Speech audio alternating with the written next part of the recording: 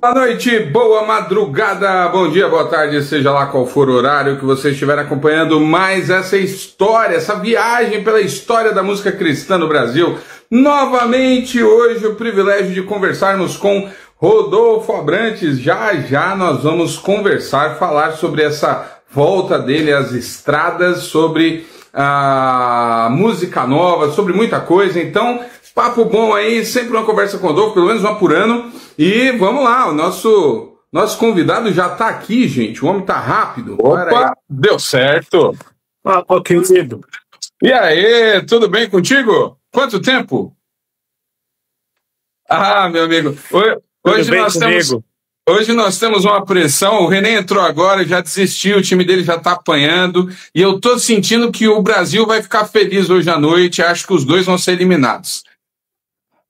Não, Brasil feliz é o Flamengo classificado, né? Não sei qual Brasil que você está falando, não sei qual Brasil que é esse. Uma boa noite para você, uma boa noite para todos, mas vamos já consertar esse negócio aqui, meu irmão. Muito Brasil bem, né? Feliz. Descobriremos daqui a pouco o que é que vai acontecer, mas o São Paulo já foi. Um abraço, René, que o senhor te console, já era. Eu estava vendo o primeiro tempo agora aqui, era o meu alarme para a live. A hora que acabar o primeiro tempo, eu sei que está começando a live. Eu estava vendo, olha, Morumbi, São Paulo e LDU não tem nada mais Libertadores do que isso, né? Isso é verdade. Então, eu acho que, cara, tem uma emoção aí pro segundo tempo, mas eu vou te privar de assistir a isso, porque eu te ocupei durante esse horário somente até as 9 horas. Exatamente. Hoje, eu tenho um aquecimento, eu tenho toda uma preparação para entrar em campo. Entendi. E como no meu caso, meu time fez o favor de tirar o futebol do nosso coração, meu time não compete mais com nada, então tanto faz como tanto fez essa questão. Mas vamos aproveitar bem essa hora que temos aqui. Bora, vamos. Eu ia perguntar qual é o seu time, eu jurava que era o São Paulo. Não, cara, não. Deus é fiel, irmão. Só posso ser corintiano. Não tem jeito. Entendi. Eu achei que era uma coisa de família, todo mundo São Paulino, pá. Não. Até hoje eu não entendi por que isso aconteceu lá em casa. Todo mundo São Paulino. O Senhor me salvou. Tá certo. Tá certo. Vamos lá, Rodolfo. Que legal poder conversar contigo. Na nossa última conversa, você estava e me disse que voltaria para a estrada, que você estava muito feliz. Uau, eu falei isso? Eu falei? Falou. Nossa última entrevista foi no final, nós estamos em 2025, foi no final de 2024. Você estava voltando para o Brasil, você não estava nem no Brasil. Eu acho que foi 23 então, Ramon. Foi 23? Foi 23, irmão. Acho que foi 23.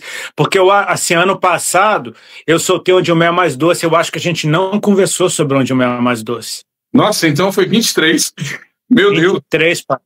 Nossa, não, mas me deixa até mais feliz, sabe? Porque, assim, eu luto contra isso desde a minha infância, sabe? De tipo assim, de pôr coisas no papel e não tirá-las do papel. Ou, às vezes, me empolgar demais com uma coisa que eu tô querendo muito na hora e me distrai e vou para outro canto. E realmente, foi em 2023 que o senhor me chamou para voltar para dar atenção para minha música, né?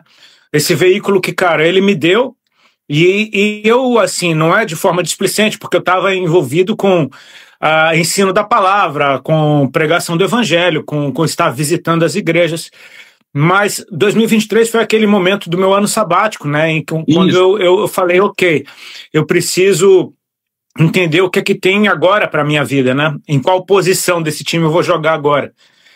E foi quando eu senti, cara, muito forte, com muita paz no coração. Não foi algo... Deus não teve que gritar muito para me convencer, não, sabe?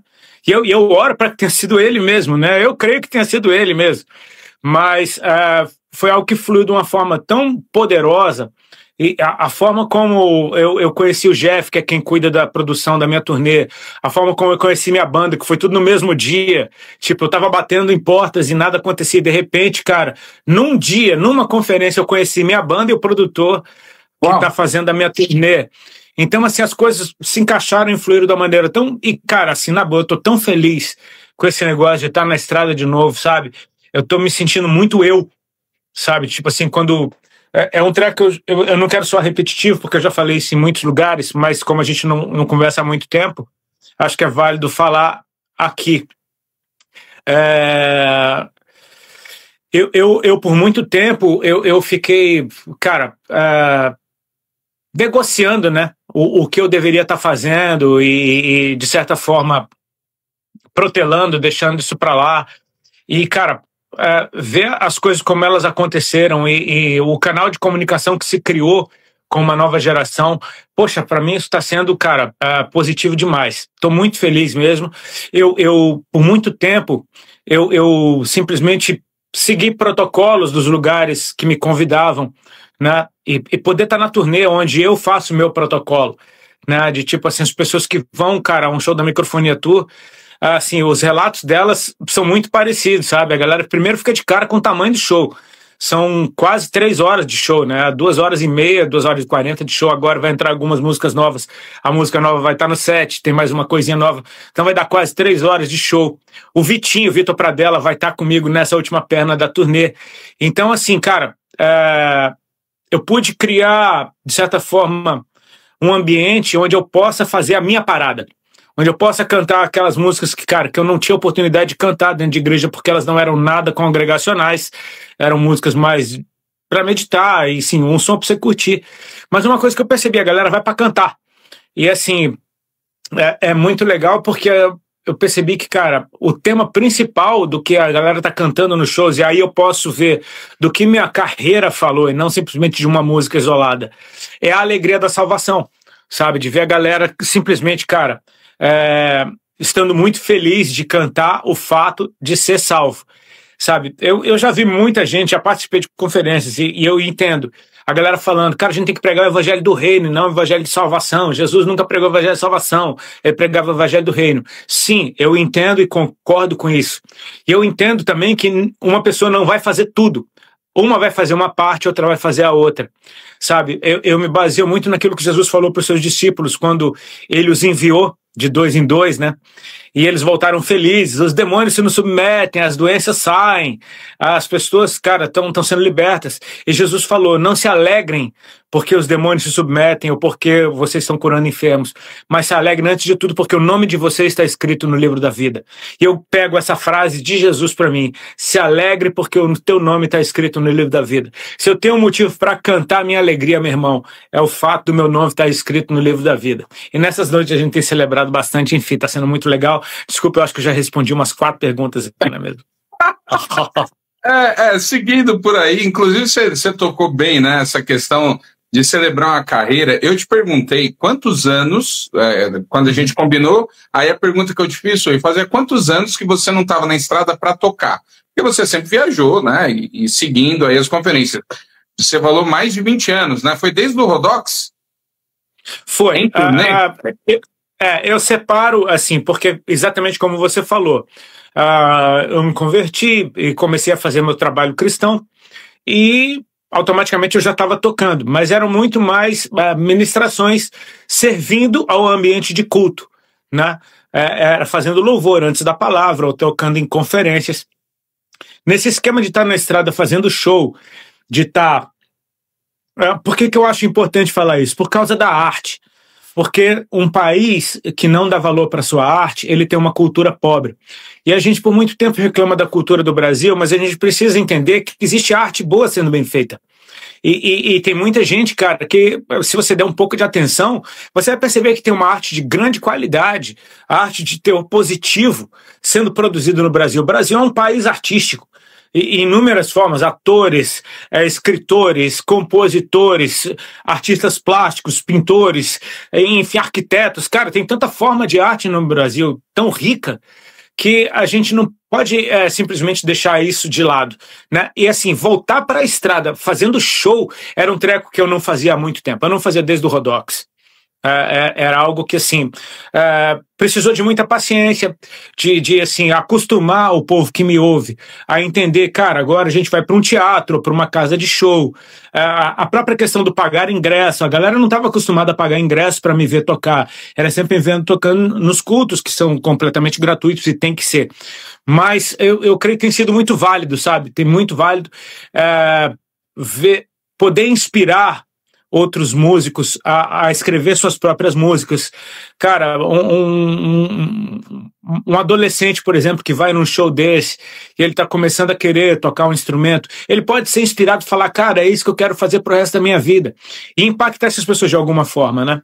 E, cara, tem sido muito legal. Eu tô feliz demais.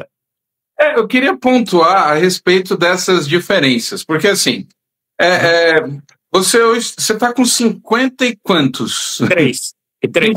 53 anos. Então, mais de 20 anos aí que você estava na estrada, num outro contexto. Era um outro universo, uma outra geração. Eu estava conversando, por exemplo, minha filha fez 14, né? A minha mais nova. Minha filha não faz ideia do que era você antes desse contexto cristão. Então, para essa molecada de hoje, a referência é o Rodolfo da igreja. E você está na estrada, com rock. Então tem todo um público que, de fato, está tendo contato com essa versão sua agora. Claro que eu sei que tem muita gente aí, né? A turma da faixa dos 40 a mais aí, como o pessoal brinca, todo mundo tem as duas referências. Mas e aí, para você, com 50 anos, um pouco mais de 50 anos, voltar para a estrada, o Brasil é enorme, né? É fora completamente do que você estava fazendo.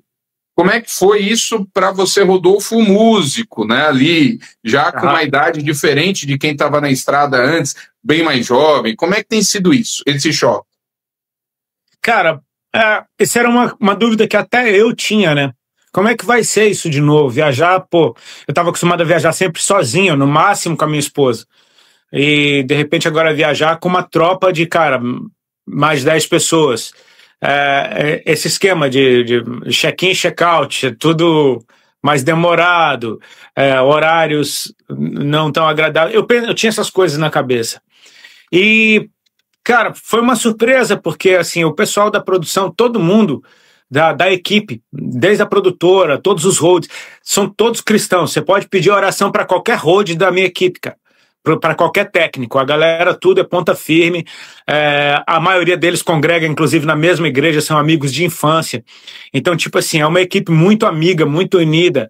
Os meninos da banda podem pedir oração para qualquer um, tipo, os caras são ponta firme demais, inclusive o Gui Batera casou agora, sábado passado, um abraço Gui, se você estiver assistindo, Deus te abençoe meu brother. Mas para minha surpresa, cara, foi muito leve, e, ao mesmo tempo, me mostrou que eu aprendi a curtir a estrada. Porque na época que eu estava na estrada nas antigas, não no Rodox, que eu já tinha me convertido, mas eu era muito estragado. Então, a estrada, ela me lembrava destruição, né? Ela me lembrava quebradeira, me lembrava, cara, quase que um estilo de vida de cadeia.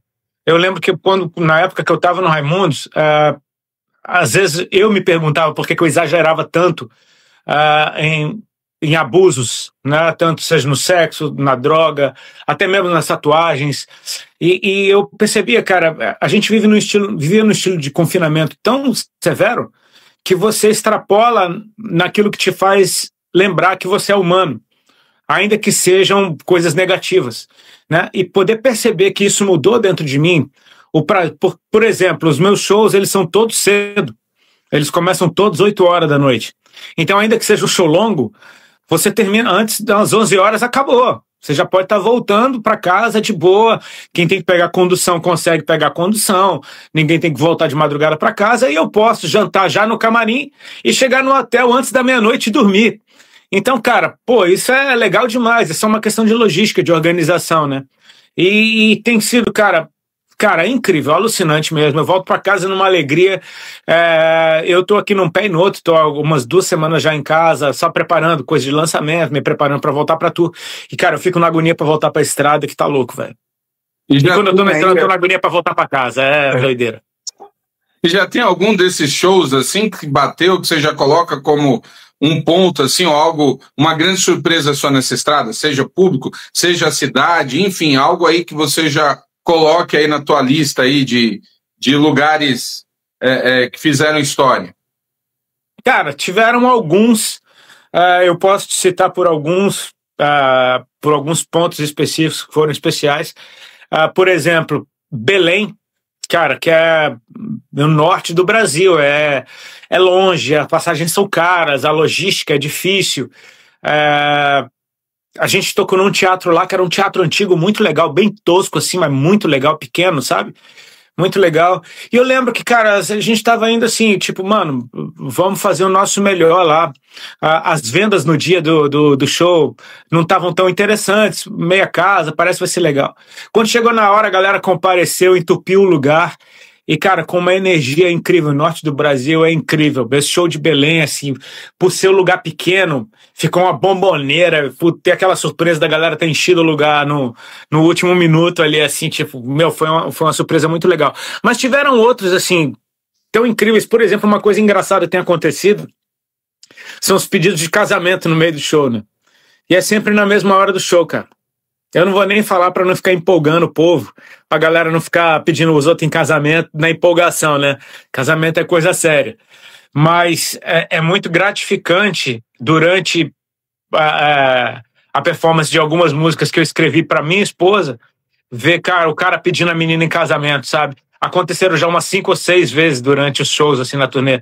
E isso, para mim, cara, fala de uma saúde no ambiente que é incrível para mim. Sempre tem muita criança, muita família junta, né? Então, assim, esses detalhes, cada lugar tem o seu negocinho especial. Mas as experiências mais marcantes foram essas. Ah, que bacana. E agora, depois desse último ano inteiro, você nesse universo de estrada e show, te deu a sensação de 2 mundos distintos?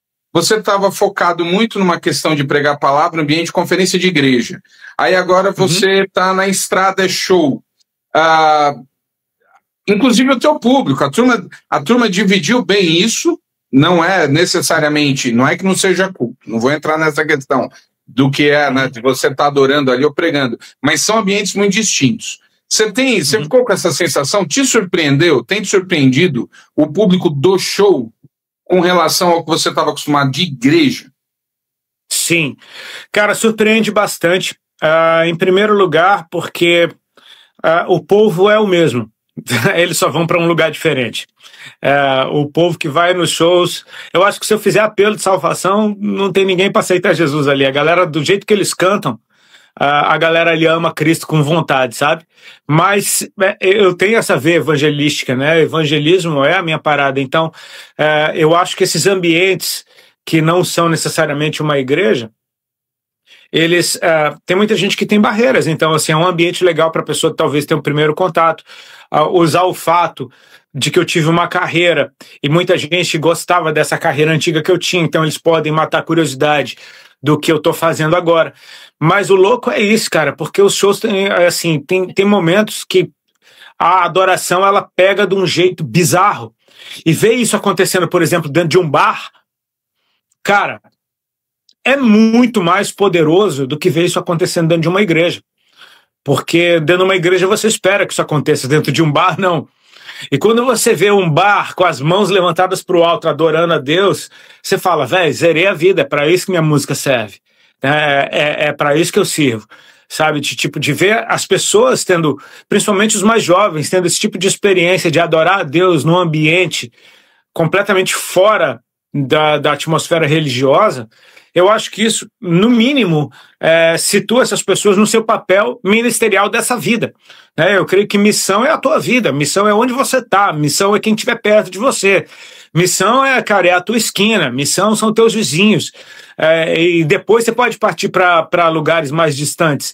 Mas o mundo que me toca precisa tocar o que eu carrego, né? Então, assim, a gente pode ir para uma casa de show, o ambiente vai ser esse. A gente vai para um bar, o ambiente vai para esse. Se a gente for para uma casa de prostituição, o ambiente vai ser esse, porque a gente vai levar o que a gente carrega. Você falou da questão do bar e do ambiente, e aí como a gente não falou das últimas músicas, do que você lançou por último, no ano passado, e aí eu posso... Foi o ano passado que você lançou a música com orquestra? Ou foi retrasado? Foi ano passado. Ano passado. Tá, a gente não falou sobre isso. Você falou da questão do bar, mas aí eu quero pegar esse outro ambiente, porque, por exemplo, a tua geração e a minha tem aquelas referências do início dos anos 90, quando, se eu não me engano, foi o Metallica, que surgiu com um disco orquestrado, né? Os caras, se eu não me engano, foi Metallica que fez com orquestra e tal. Eu me lembro, é o primeiro que eu vi assim mesmo. E foi um negócio assim que marcou, né? Gerou toda uma tendência, o pessoal queria começar a fazer as coisas com violino. Era aquela coisa incrível do rock com a música clássica e tal. Isso passou. E você teve a experiência, e uma das. Nossa, a Isaías foi uma das que você gravou com orquestra ali. Assim, extraordinário, né? Ali com o ambiente. E também a orquestra, eu imagino, me ajuda a lembrar aí, se a orquestra era evangélica, não, né? A orquestra da cidade, não era isso? É a Orquestra Sinfônica de Santa Catarina. É a orquestra do estado. Isso. É um ambiente clássico, né? Com uma orquestra secular ali, acredito que os músicos, muitos não crentes. E aí, nessa vibe, assim, com a orquestra, tua música, aquela... Porque também tá fora do ambiente nesse sentido, né? Como é que foi essa experiência aí com essa turma? Cara, foi incrível, porque assim... eu toquei com a orquestra exatamente 1 ou 2 semanas antes de começar a turnê do Microfonia, antes do primeiro show do Microfonia. E parece que foi um start engraçado. Eu decido voltar para a estrada com rock, só que antes disso eu faço um bagulho com a orquestra, né? E, cara, como você falou, foi uma experiência maravilhosa. Assim, tinham alguns cristãos na orquestra, alguns músicos que eram cristãos, uma das meninas do backing vocal, o pai dela que tocava algum dos metais, eu não lembro agora qual era o específico, o baterista era cubano, o guitarrista italiano, o maestro José Lino, incrível, cara, ele é o maestro mais maestro que eu já vi na minha vida. O Vitinho estava lá comigo, o Areli também participou, e foi Floripa, aqui do nosso lado, né, do lado de casa. Poder isso acontecer com a orquestra do estado, da cidade onde eu vivo, né, do estado onde eu moro, isso foi muito legal. E, cara, ver a galera que foi ao teatro, né, porque ali tinham 2 públicos misturados, literalmente, ali tinha o público da orquestra e o público que ouve as minhas músicas. E eu lembro que assim, pô, deu sold out, né, cara, o pessoal da orquestra tava felizão, caramba, deu sold out. E eu falei, mano, se deu sold out, espera pra vocês verem o que vai acontecer aqui. Tipo, muitos dos músicos nunca tinham tido a experiência de estar no meio de um povo adorando a Deus. Eu lembro que quando terminou, uma moça que tocava violino, ela veio para mim falando, Rodolfo, eu não conseguia parar de chorar, eu tinha que me concentrar. O que foi isso que aconteceu? E ela não era cristã, ela nunca tinha experimentado isso, sabe? De tipo assim, eu lembro que na época, por exemplo, na hora dos ensaios, a gente tinha deixado um espaço bem grande, em Isaías 9, por exemplo, do Santo, Santo é o Senhor, e as mulheres cantando, ninguém me toca como você. E nos ensaios a galera falava, cara, isso daqui não tá muito longo, não. Isso aqui não tá meio estranho, tá meio longo, não. Falando, cara, deixa vocês vão ver na hora como é que é, não vai ter como parar. E foi exatamente o que aconteceu. A galera começa a cantar, a gente não tinha como terminar a música. O Dia que Será Pra Sempre, acho que aconteceu a mesma coisa também. Foi uma experiência bizarra, sabe? E, cara, isso pra mim foi tão gratificante de poder ver minha música ser tão bem tratada, sabe? A gente que compõe, a gente dá muito valor pra como as pessoas estão tocando a música que a gente fez, né? Eu tava pensando nisso agora, eu tava ali no sofá vendo o time do seu irmão jogar. Coitado. E, cara, eu pensando nisso, né? De tipo, mano, eu tava pensando nos meninos da minha banda, né? E eu tava agradecendo a Deus por eles, porque eu falei, cara, esses caras tratam minha música tão bem. E, cara, ver uma orquestra tratar tuas músicas daquele jeito, sabe? O arranjo, a própria nobreza que a própria música clássica ela inspira. Isso, pô, eu zerei a vida ali, cara. Zerei a vida mesmo. Quando eu vi as músicas, eu me lembrei muito de um comentário. Tem um álbum, eu não sei se você já viu, o Michael W. Smith, ele lançou em 2002, se eu não me engano, ou 2004, não lembro direito. Ele lançou Worship, antes da palavra Worship explodir. O Worship dele ali, a capa vermelhinha, e na Agnus Dei tem um momento assim que eles não conseguem parar a música, né? O pessoal fica holy, holy, holy, que é o refrão. E nas faixas, olha só como a gente é velho, nas faixas do DVD de extra, que existia um negócio chamado DVD e tinha as faixas de extra, né? De bastidores.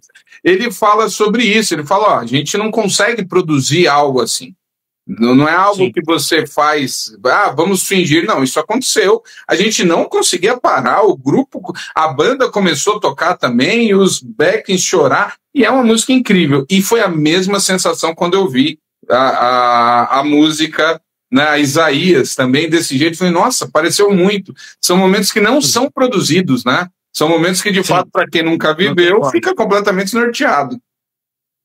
É porque é muito vivo, né, cara? Uma das coisas mais legais de música ao vivo é o fato de que a banda e o público se tornam uma coisa só.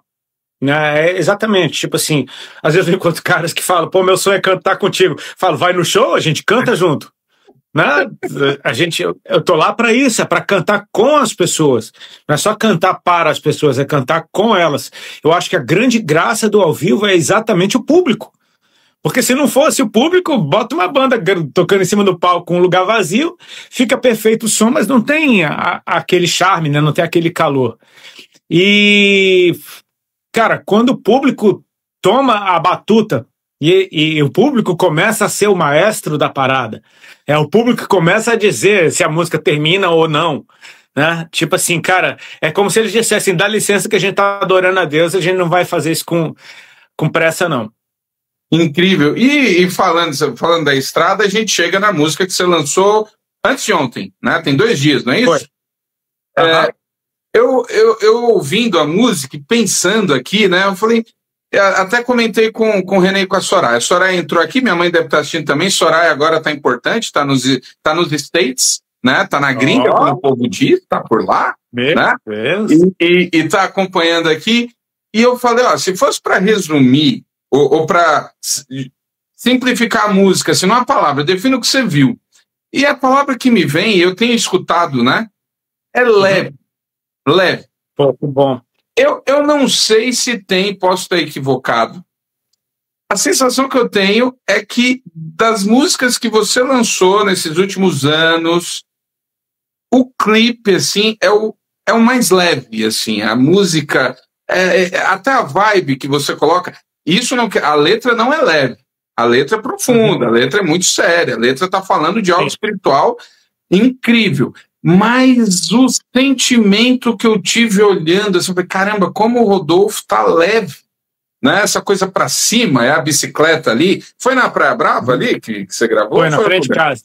Foi, na frente da tua casa, né? Eu olhei aqui, a Soraya falou a mesma coisa, né? Porque lembrou do pai, obviamente, né? Aquela vibe, assim, alegre, animada. E eu falei, essa música, eu acho que ela retrata perfeitamente esse momento de vida seu. Essa coisa, assim, leve, rindo. Não que você não fosse alegre antes, mas tinha uma pegada diferente. Acho que você está entendendo o que eu estou falando. É isso mesmo, é esse momento seu. É um momento que é uma palavra que definiria o momento que você está hoje, assim, leve. Cara, sem dúvida, eu amo essa palavra. Eu amo a palavra leve. Ainda mais porque em inglês leve e luz são a mesma coisa, é light. Né? Então, assim, e é extremamente poderoso. Tem nada mais poderoso e mais leve do que a própria luz. Né? Escondido em mim, o refrão é tão leve. E eu tenho chamado essa leveza na minha vida há algum tempo e fico muito feliz de você ter notado isso. Assim, em primeiro lugar, cara, essa música, a vibe dela, a sonoridade dela sofreu muita influência de eu estar na estrada. De eu ter passado meu último ano com a guitarra na mão. Então, quando eu fui produzir a música, cara, essa guitarra tem que roncar, sabe? De entender que a sonoridade casava com a mensagem que eu queria passar. E o fato de estar confortável, né, cara? Não é como um terno que eu coloco por educação, por respeito ao lugar onde eu estou indo. É a roupa que eu coloco para ficar em casa, sabe? Ela é completamente confortável em mim, né? Poder, por exemplo, na hora de fazer o clipe, eu nem queria fazer clipe, cara, mas tinha que ter, né? O YouTube é uma lojinha, uma plataforma, tem que ter o produtinho dele ali. Aí eu, tá ok, cara, como é que eu vou fazer esse clipe? Eu só conseguia pensar nisso, num cara voltando para casa feliz, por mais que ele tivesse assumindo pendências do coração, assumindo culpa, se arrependendo, o que sempre traz uma conotação de peso e de dor. Cara, na real, quando você resolveu isso dentro de você, é só leveza. eu posso estar falando disso, e por estar falando disso significa que saiu de mim, né? Um problema do qual eu consigo conversar, no qual eu consigo me aprofundar, uma questão que antes eu queria esconder, aquelas coisas que doem, quando alguém fala, vamos falar disso, eu falo, cara, eu não estou afim de falar desse negócio. Por quê? Porque dói. Mas quando eu começo a abrir meu coração e botar essas coisas para fora, é a própria dinâmica que a gente aprende na disciplina cristã. Cara, se livra desse peso, se livra da sujeira, bota isso para fora. Eu consegui, no clipe, conectar as duas coisas, tipo assim, eu até escolhi aquela roupa a dedo, parece que a roupa mais desencontrada do mundo, e foi, eu nunca precisei pensar tão pouco num figurino, mas eu falei, cara, eu queria que fosse uma roupa como alguém que fugiu de casa, que tá voltando, sabe, um cara de touca, com um moletom de capuz, com a mochila nas costas, sabe, eu tô na praia, mas o dia tá frio, sabe, é inverno. Eu escolhi um horário, eu acordei 5h30 da manhã naquele dia, que eu falei, cara, era domingo, eu falei, eu vou gravar isso na praia antes do povo começar a usar a praia, né, para não aparecer tanta gente. Já tinha gente na praia, não tinha jeito não, eu dei umas 10 voltas, o pau de selfie dava pau, o negócio bambeava, a bateria do estabilizador do pau de selfie acabou, tipo, tive que, cara, eu fiz um treino danado de bike, foi quase 1 hora andando para um lado para o outro, até escolher aquele take, que tinha que ser um take só, né? Até escolher aquele take que deu certo. Eu não tenho bike, então eu peguei a bike da minha vizinha emprestada. A Nina me emprestou a bike dela. E, enfim, deu tudo certo, mas a vibe era exatamente essa que eu queria passar. Sabe, como por mais que a vida tenha sido difícil, por mais que eu tenha me arrebentado, eu tô na volta para casa, e a volta para casa ela é um caminho de alegria, é um caminho de leveza, é um caminho de felicidade. Na parábola do filho pródigo, o filho mais novo, ele é restaurado não dentro de casa, ele é restaurado no caminho. No caminho ele recebe novas sandálias, recebe uma aliança, recebe novas vestes. No caminho tem a notícia de que vai ter uma festa dentro de casa. Quando ele chega em casa, ele já está limpo. Ninguém de dentro de casa viu o estado que esse cara chegou. Só o pai. E o pai é aquele em quem a gente pode confiar. Cara, eu tô arrebentado, mas ele me lava, ele me limpa, e quando ele me apresentar para os outros, eu vou estar num estado que eu possa ser apresentado. Eu tentei passar essa alegria, sabe? Tipo assim, e por que não gravar isso na frente da minha casa? Sabe, o trapiche que eu termino o clipe, quando eu viro a bike e aponto pro mar, é o trapiche que eu vou todo dia. Toda vez que eu vou pegar onda, é naquele trapiche que eu desço. Então, cara, realmente eu tava em casa, aquilo ali, sabe? E eu fiquei muito feliz porque eu vi a repercussão que as pessoas tiveram, as impressões que elas tiveram da música. E foi tudo muito positivo, sabe? Eu não vi ninguém reclamando. Assim, eu carrego um fardo que ele tem o pró e o contra, de ter feito muito trabalho diferente. Então, toda vez que eu lanço uma coisa, tem uma galera que gosta de Raimundos e fala, por que você não volta pro Raimundo? Tem uma galera que gosta de Rodox, por que você não volta com Rodox? Ninguém parece estar nunca satisfeito com o que eu faço. Estão sempre querendo que eu faça uma coisa diferente. Mas é por causa exatamente de ser eclético, de ter já feito tanta coisa diferente, e ter tanta gente que presta atenção no que eu faço, que eu vejo isso como uma coisa boa. Por mais que às vezes enche o saco, é uma coisa boa. E, cara, com essa música eu não vi ninguém reclamando de nada. Eu achei até estranho, ninguém reclamou, saudade do rock, saudade daquilo. Não, tipo assim, a galera falou, pô, que surpresa, que legal, gostei do timbre da voz, deu uma nostalgia, pô, saudade dessas guitarras, tipo assim, mano, a mensagem da música, eu tô vivendo isso agora, sabe, me ajudou, me deu esperança, enfim, cara, a repercussão tem sido muito legal. Você ainda se surpreende com a questão do engajamento ou do tamanho do público? Porque pensando em carreira, pensando em longevidade, e quando a gente... Caramba, você já está 25 anos... 25, não é? De conversão? 25? De conversão, 24. 24 anos. Isso é muito tempo, assim, pensando numa figura que foi pública, que é pública até hoje, mas que teve todo um destaque secularmente e reprograma toda a vida. E é muito tempo isso. E eu continuo acompanhando e vejo que o engajamento seu, assim, os números, eles continuam num patamar muito parecido de quem está girando, vou usar essa expressão, de você tem um desempenho de quem está girando a roda o tempo todo, e não é o seu caso. Você tirando o sabático, você viaja, você vai pregar, você curte, você está lançando na média uma música por ano, Uma, duas por ano. uma ou duas por ano, e o mercado diz que você tem que lançar a cada 2 meses, ou alguns, né, tipo, a cada 3 semanas, é uma loucura, e você está no seu ritmo. Te surpreende ainda, assim, você olha e fala, caramba, ou é algo que você nem olha? Cara, surpreende, principalmente pelo fato de ser absurdamente orgânico, né? Assim, pô, no Instagram eu tenho 1,5 milhão de seguidores, eu não sei como é que esse povo foi parar ali. Tipo assim, eu tenho uma amiga mesmo, quando eu fiz o Fornalha Tour, né? Ela virou pra mim durante o Fornalha Tour, ela falou, Rodolfo, você só é famoso porque Deus quis mesmo, cara. Porque tu não faz nada para ser famoso, tu não mexe nas tuas redes sociais, tipo assim, cara, é um dom que Deus, é uma graça que Deus te deu. Eu falo, beleza, o dom de ser famoso, não existe isso, né? Mas, tipo, eu acho legal o fato disso ser orgânico. E, cara, eu acho que por já ter uma história, você é menos desesperado. Eu sei que isso é uma coisa que eu deveria me coçar mais, eu poderia melhorar muito a minha forma de comunicar, de fazer marketing, de anunciar as coisas. Eu sou muito realmente deficiente nisso.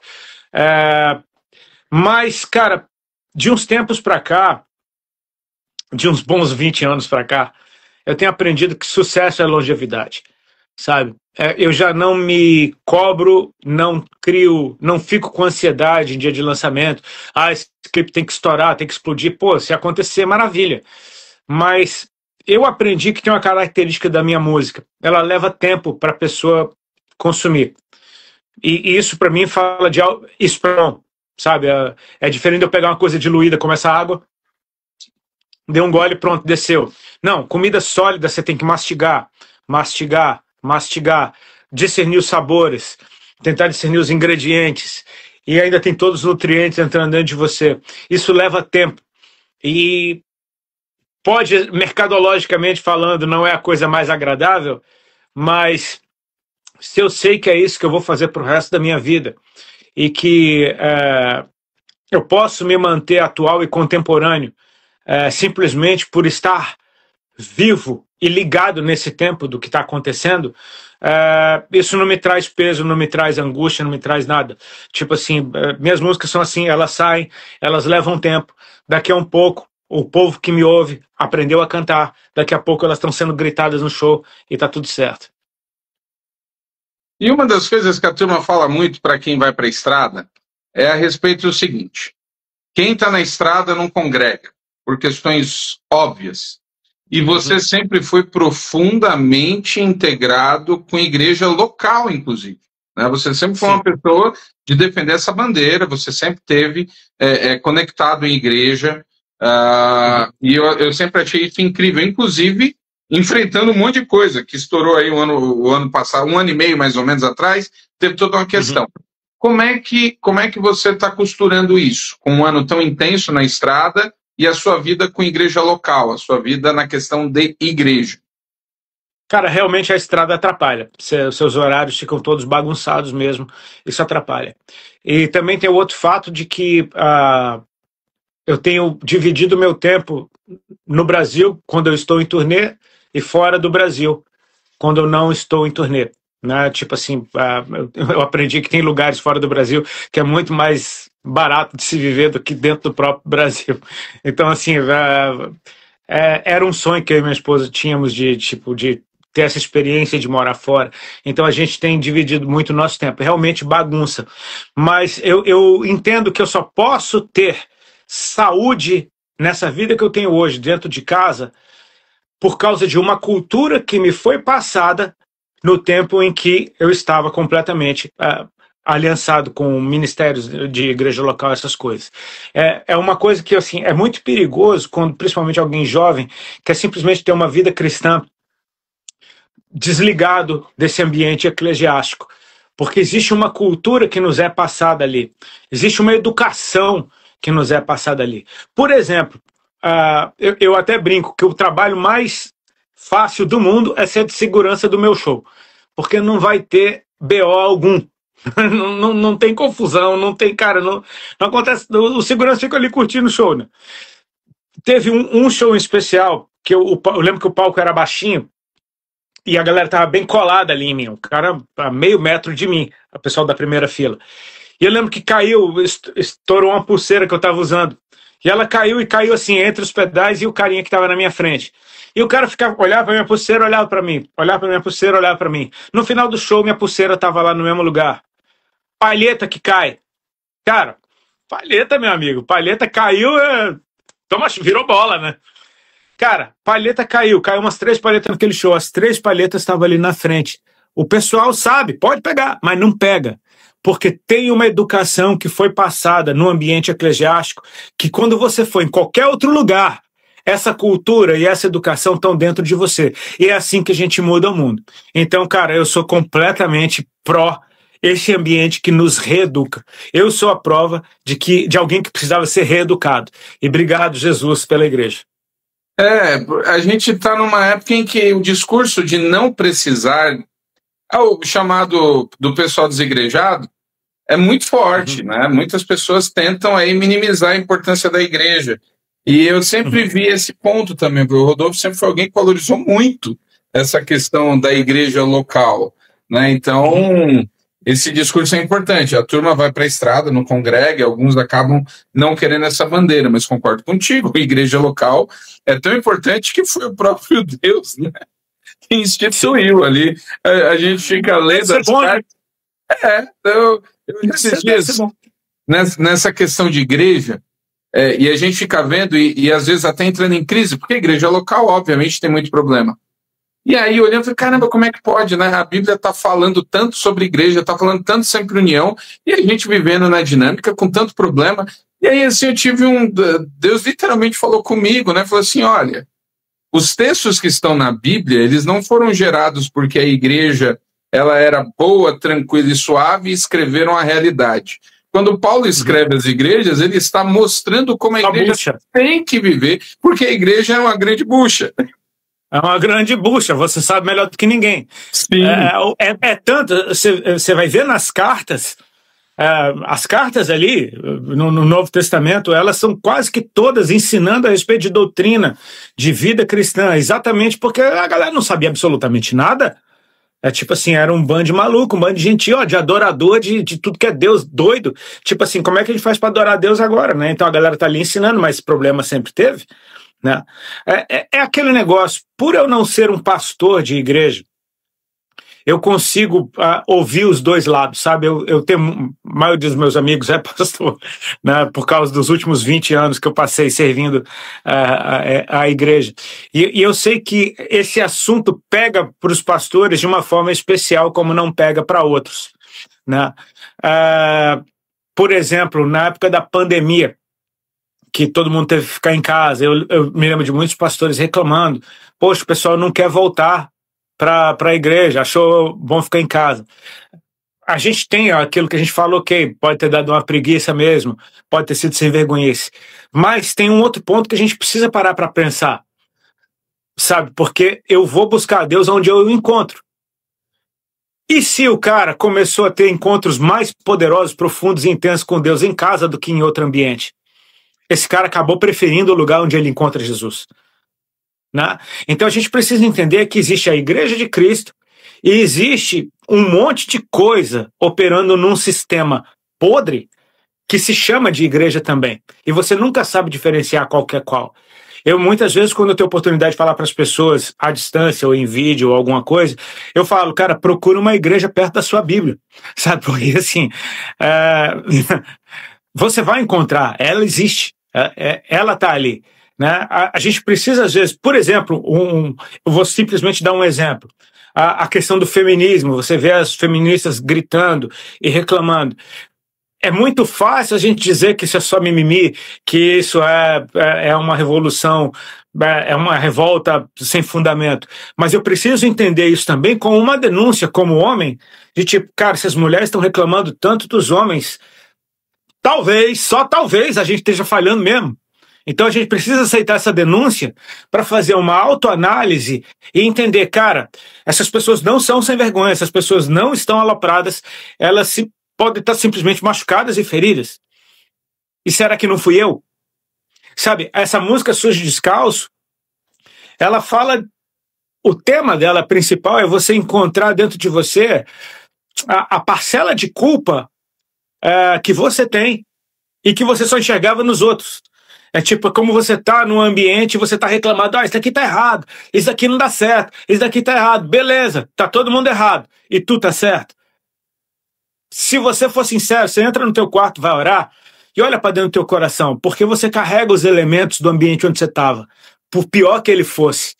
Então, às vezes, eu preciso sim sair de um sistema, porque eu não quero mais estar nele, mas, se eu fizer isso, é fundamental que eu procure o sistema dentro de mim, que eu arranque de dentro de mim isso que eu carregava de forma oculta, é aquele pecado oculto, né? Como Davi fala, Senhor, me livra dos pecados que me são ocultos, porque aqueles que eu conheço eu consigo até já me livrar deles, mas os que eu não conheço fica difícil. Então é a respeito da gente encontrar dentro da gente, cara, o que eu tenho feito de errado para contribuir com o ambiente nocivo que eu tô vendo, né? E poder me livrar disso, para que eu possa ser saúde e não doença, para que eu possa ser solução e não problema. Uma das coisas que tem me consolado, digamos assim, nesse sentido, foi perceber que alguns dos textos mais bonitos da Bíblia são gerados exatamente por causa de crises, né? Então, você pega 1 Coríntios, eu tenho exposto, eu estou numa série, eu estou pregando 1 Coríntios, alguns já falaram assim, você é doido, você pegou logo a carta aos Coríntios para ficar expondo na igreja aos domingos à noite? É pancada, né? Mas é só pancada. É uma igreja completamente terrível, quebrada, e mesmo assim Paulo faz questão de chamar da igreja do Senhor, a igreja que mesmo cheia de problema, o Espírito foi derramado, os dons estão lá, e nessa igreja quebrada é que alguns dos textos mais bonitos sobre unidade foram escritos.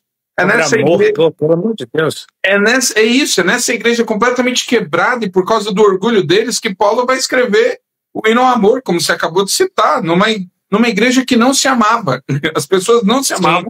E Paulo vai escrever sobre o amor. Então, a maneira como Deus faz isso é maravilhoso, né? É como você colocou sujo descalço, né? A questão ali é tirando dessa sujeira, é limpando ali que as coisas lindas vão aparecendo. Então, é isso. Mesmo cheio de problema, é Deus que colocou a nossa necessidade até para a gente aprender nessas crises. Então, glória a Deus por isso. Não, é aquele negócio, até fazendo um paralelo com o que você acabou de falar, a própria parábola do filho pródigo. A casa do pai não era boa pro cara, até ele quebrar a cara. Aí ele se toca, não, a casa do meu pai é boa. É o mesmo ambiente. Não era bom, agora é bom. Qual é a diferença? A diferença é você que mudou. Né?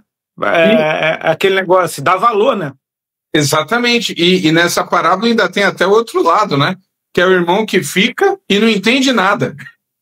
E não desfruta, né, do pai. O irmão tá lá, não saiu e não entendeu nada. Não saiu, né? E nunca entrou. Nunca saiu e nunca entrou. Exatamente, que tá ali sem entender o que tá acontecendo. Então, que coisa maravilhosa. Eu fico muito feliz de acompanhar aí, né, de ver esse momento, inclusive, de observar e olhar. E com tanta coisa, como você mesmo colocou aí, tantos momentos distintos na tua vida, na tua carreira musical, inclusive, você volta para a estrada de um rock depois de sair de uma orquestra. Está lançando a música agora. O que está projetado? Por exemplo, a tua ideia de tour é até quando? Ainda tem outra música a ser lançada durante a tour? Não tem? Como é que estão os projetos do futuro? Cara, a gente vai voltar agora em turnê agora dia 3 de outubro, primeiro show agora em Porto Alegre, a gente vai até o final de dezembro. Tem alguns projetos para o ano que vem que eu não vou falar porque ainda é surpresa, mas já tem uma música gravada nova também que eu gravei junto com a Sujo Descalço, só que ela é completamente diferente a pegada. Eu falei, não vou soltar isso junto não, porque vai aparecer duas pessoas diferentes. Mas é algo que eu quero soltar ainda no final desse ano, talvez após o término da tour, ou antes ali mesmo, só para aquela galera que acha que eu só solto uma música por ano poder ouvir 2, 3 com a Mountain People Worship, que saiu no primeiro semestre. Tô chique, né? Mas eu pretendo, cara, esse negócio de dar atenção pra música, isso mexeu demais comigo, porque eu tenho tanto projeto dentro de mim, mas é tanta coisa que eu tenho até medo de perder crédito. Tipo assim, das pessoas começarem a olhar pro meu trabalho e falar, esse cara tá doido, ele tá tirando pra todo lado, tipo, ele não sabe mais quem ele é. Não, cara, eu sei bem quem eu sou e eu gosto de muita coisa diferente. E, cara, eu gostaria de fazer um monte de coisa diferente ainda. Isso é uma das liberdades maravilhosas do tempo passando, né? Acaba ficando velho. Velho não tava nem aí pra nada, né, brother? Velho mete um bigode, uma pochete, uma sunga, uma crocs, uma viseira, um óculos do Renato Gaúcho. Uhul. E já sai assim de casa pra praia, né? Tipo, tava nem aí, meu irmão. Vai, eu faço o que eu quiser, né? Então, quem sabe eu não surpreendo as pessoas com umas sonoridades malucas pra frente. Nessa tour, você também, em alguns shows, você tem dividido o palco, não tem? Aconteceu de alguns encontros, alguma coisa ali. Teve, não sei se na tour, mas você não tocou em algum. Não teve parceria, não teve encontro com outros grupos ou com outros nomes? Cara, tem bandas de abertura, quase todo show tem uma banda de abertura. Ano passado a gente chegou a fazer uns 2 shows com Oficina G3. Isso, e com Resgates também, exatamente, creio que provavelmente vai ter mais algumas dobradinhas dessa esse ano. Tem alguns shows ali que vai ser junto com a Oficina. Eu acho que o Pregador Lu também vai estar em algum desses, eu não tenho certeza. Mas tem um... Cara, o a Lu cena da música... Estrada, né? O Lu também voltou pra estrada agora. Pô, feliz demais, cara. O Lu, meu Deus. Eu lembro quando eu me converti, tá? Eu só tinha o CDzinho pirata que as irmãs me deram, que era Lauriette, Renascer Praise e Diante do Trono. Era a única coisa que eu tinha. E Cassiane. Era um CD que era uma compilação. E, cara, de repente eu comecei a ouvir uma sonzeira parecida com as que eu gostava. Tipo, quando eu descobri que POD era cristão, eu falei, meu Deus, que som é esse? E, cara, quando eu conheci Apocalipse 16, mano, o Lu cantando com aquela voz de trovão, mano, cantando a palavra de Deus. Você cantar a palavra já vem como trovão. O cara tem uma voz de trovão, com uma produção incrível. Cara, o Brasil precisa reviver isso para saber do que eu tô falando, sabe? Eu fico muito feliz do Lu ter voltado para a estrada, porque tem uma geração, principalmente hoje em dia que o trap tá tão em alta, é muito legal essa galera ver, cara, que tem um pregador Lu aí que bota pra quebrar, meu irmão, e que há anos tá fazendo a coisa linda. Inclusive, eu tava me segurando aqui, a gente tava conversando, falei assim, eu não vou puxar essa, mas a gente falou aquilo, pelo amor de Deus, termina em Santo Sangue. A galera tá brincando comigo. Até a galera, porque ele falava uma data ali em 2006, eu acho, em 2005, 2006, alguma coisa assim. Meu amigo meu, toda vez que ele me vê, ele fala em 2042. Cara, é uma das melhores músicas que o Lu lançou, velho. É bom demais. Até hoje, são 20 anos, Rodolfo. E aquela música continua perfeita. Um dos dois tem que terminar esse negócio. No show tem um trecho de Santo Sangue que eu canto. Eu canto eu canto Santo Sangue no show. Mas ela tá dentro de Três Reis. Ela tá dentro de uma música do Rodox. Eu botei a letra dela dentro da outra música. Entendi. Oremos, né? Deus está abrindo de novo. Os dois voltaram para a estrada, quem sabe? Um projeto. Eu vou ser sincero, eu tô velho também, tô me sentindo velho. Eu não consigo acompanhar o trap, não consigo ver graça. Me julguem quem tá acompanhando aí. Mas a minha filha de 14 anos, ela ama. Ela fala. Ela fala com empolgação que eu tento entender, mas não consigo. Aí eu falo assim, cara, meu sobrinho. Pois eu falei, podem falar à vontade, mas pra mim o negócio ainda é rap. Eu sou dessa, eu ainda acho que essa musicalidade é melhor. É uma coisa dessa geração mesmo, assim, né, cara? Apareceu, a galera abraçou com tudo. Meu sobrinho tem 15 anos, ele também é amarradão. Uma vez que eu tive lá em Brasília, ele tava com um bigodinho fininho assim, eu falei, que bigodinho é esse, rapaz? Ele falou, bigodinho do vagabundo. Bigodinho do vagabundo. Tem um dia desse, na época da pandemia, finalzinho de pandemia, assim, a gente já tava podendo viajar. Eu lembro que tava ali no setor de bagagens ali, e tinha uma equipe que eu vi que era música, a galera tudo uniformizada, assim, pá, com um monte de caixa, todo mundo de máscara, não sabia ninguém. Aí um rapaz chegou em mim, colou, falou, pô, Rodolfo, cara, tava te vendo ali, eu queria te dizer que, pô, seu trabalho me inspirou, fez um monte de coisa, eu acho que você não me conhece, mas, pô, a gente tá aí na estrada. Eu falei, qual é teu nome? Ele falou, pô, Matuê. Aí eu falei, cara, eu já ouvi teu nome, velho. Falei, tu não tocou num festival grande? Eu sou alienado pra caramba, eu não conhecia, mas eu já tinha ouvido. Eu falei, bro, tu tava num festival grande aí. Ele, pô, graças a Deus tava. Eu falei, pô, meu irmão. Aí eu contei pro meu sobrinho, falei, pô, conheci um rapaz chamado Matuê, rapaz educado, gente boa, cara. Aí, o Matuê, meu Deus do céu! E depois que eu fui ver o tanto que ele é grande, né, cara? Que o cara, assim, pô... E, pô, muito educado, muito gente boa, rapaz querido, velho. Foi muito legal, uma experiência legal. É, impressionante. Enfim, Rodolfo, o tempo está quase acabando aqui para você entrar para o seu ritual, então vou cumprir aqui na oração. Eu não vi nada, o René está por aqui, imagino que a tristeza já tomou conta do coração dele, deve ter ele não está falando nada, ele não está aí porque ele está lá. E se tivesse bom lá, ele aparecia aqui. Ele ia contar alguma coisa, não contou, então, enfim, mas eu só posso agradecer de novo. É muito bom ver você na estrada, saindo com música nova, as músicas, mesmo poucas, né? Uma aí ou duas dos últimos clipes são sensacionais. A gente conversou bastante para a turma que não conhece, inclusive as entrevistas estão lá no História da Música Cristã no Brasil no YouTube. O René apareceu aqui, ó. René apareceu aqui agora. Perdemos. Poxa, René, que tristeza, Renézinho. Que pena. Fica aí. Fica meu sentimento, viu, René? Eu tô muito triste, né? Eu tô muito triste que vocês foram eliminados. Vamos orar para que outras coisas aconteçam ainda essa noite, né? Mas, pessoal, o pessoal está perguntando se fica aqui. Vou deixar salvo aqui no meu perfil essa entrevista e vou subir para o YouTube. Legal. Tá tudo lá, eu tenho as conversas. Daqui a pouco eu entro no time dos que mais te entrevistou, hein? Porque já foram algumas. Você eu acho que você tá no top 3, cara. E assim, na boa, é um prazer falar comigo, falar contigo. É um prazer falar comigo. É um prazer falar comigo. É um prazer me conhecer. Mas assim, é um prazer falar contigo, cara. Eu gosto do que você extrai de mim nas nossas conversas. Isso serve para mim de base para as próximas entrevistas. Já sei mais ou menos o que responder. Oh, meu Deus! Lá na frente. Muito obrigado, meu irmão. Muito obrigado pelo espaço. E eu espero que a gente se veja por aí na estrada.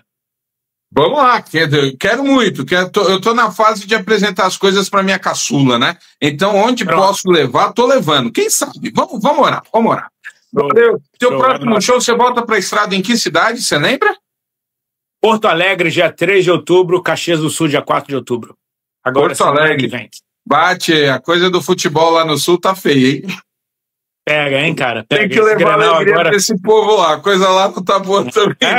Teve o Grenal, tem um lado triste, outro feliz, tá? Eles são as figuras. Valeu, Rodolfo. Até a próxima. Obrigadão, pessoal. Valeu, Ramon. Você abençoe. Um beijo a todo mundo. Obrigado por terem participado aqui. Valeu.